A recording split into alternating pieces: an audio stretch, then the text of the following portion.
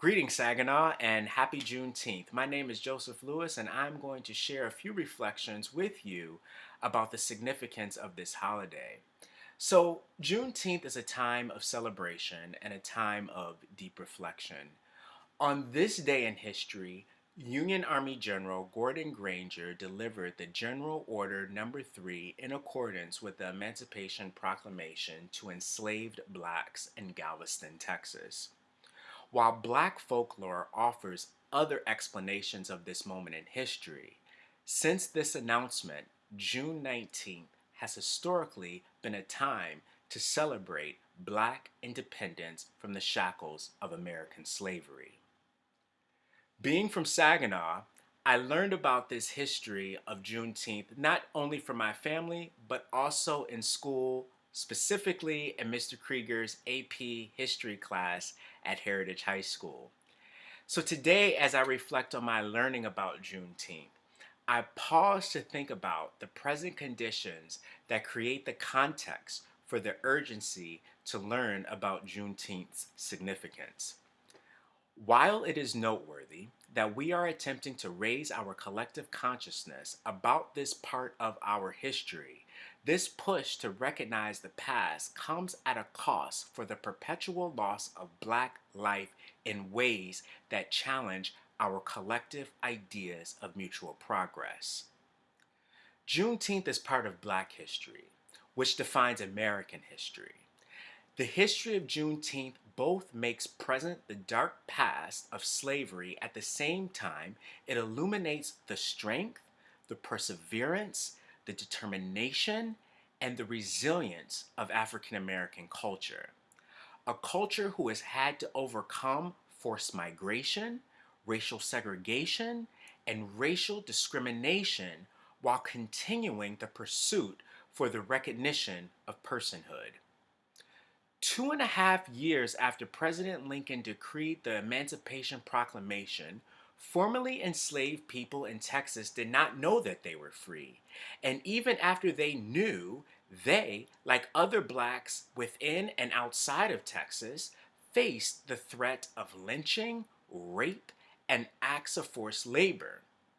But that didn't stop black freed people from celebrating Juneteenth. Initially, the holiday became known as Manumission Day. Early celebrations in Texas cities also termed the celebration as Jubilee Day, which stuck until the 1890s. By, by the 1890s, black free persons responded to segregation laws of Jim Crow and started pooling money together to buy land to celebrate Jubilee Day. As the celebration numbers grew in the 1890s, Jubilee Day became known as Juneteenth. In the early 20th century, there was a decline in Juneteenth celebrations for various reasons. One of these reasons was attributed to the Great Migration of the late 1800s and early 1900s, in which Black Americans moved from the South to the North. The conditions of migration from the South to the North made it difficult for Black Americans to celebrate Juneteenth. These conditions illuminated the fears of American writers like Paul Laurence Dunbar, who cautioned against Black migration to northern cities in the early 1900s. By the 1940s and 1950s, folks like my grandparents, who participated in the Second Great Migration, maintained the celebratory practices of Juneteenth and brought these practices to northern cities such as Saginaw, Michigan, and out west such as Oakland, California. While the fight for integration during the civil rights movement of the late 1950s and early 1960s saw another decline in Juneteenth celebration, the number of celebrations of Juneteenth increased in the later 1960s and early 1970s as folks in Black culture began to excavate histories of Black culture for and on the terms of Black people.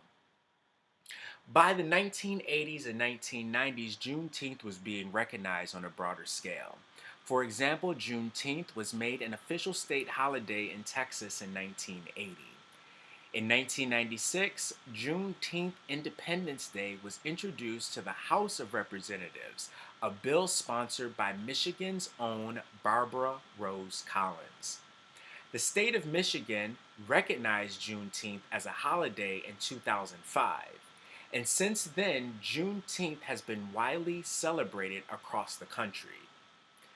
Today, as we reflect on Juneteenth, let us think about the lives who learned that once their captive bodies were now free, had to face the harsh reality and disillusionment of enduring the fight to be free.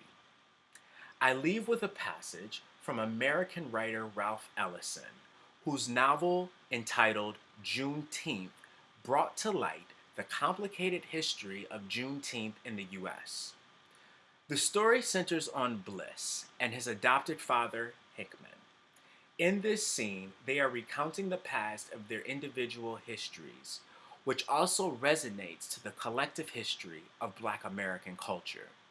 Here, Bliss makes a provocative observation about Juneteenth that is timely to consider. He states, quote, "Words of emancipation didn't arrive until the middle of June, so they called it Juneteenth.